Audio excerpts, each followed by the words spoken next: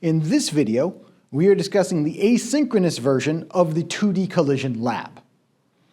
For your analysis, we have provided two videos of a ball rolling down a ramp, continuing it across a level surface at a constant velocity, before colliding with a second stationary ball, and those two balls then continue out before they hit the ground.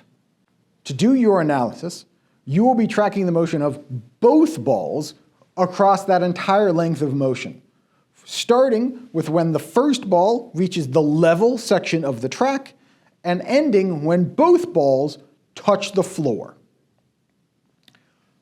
When you are analyzing the first ball, make sure to only include the level section of the track because we want a constant velocity going into the collision. You will also then stop analyzing when the balls have touched the ground, because once they're interacting with the ground, who knows what is happening at that point. After you have analyzed the first ball entirely, you will then go back and start a second set of data points, as instructed in Logger Pro, to track the stationary ball.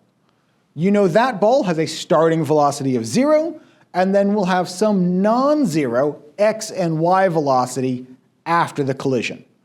Once again, finishing that analysis when you touch the surface. At the end of that, you should have 6 different velocities that you will have measured. The x and y velocity of ball 1 before, the x and y velocity of ball 1 after, and the x and y velocity of ball 2 after. And we know that the starting velocities of ball 2 are 0 because it was a stationary object. Thank you for watching this video. Here is your fun fact of the day. The abbreviation for momentum is the letter P, from the German der Impuls. I was already moment of inertia, M was already mass, so the next letter was P.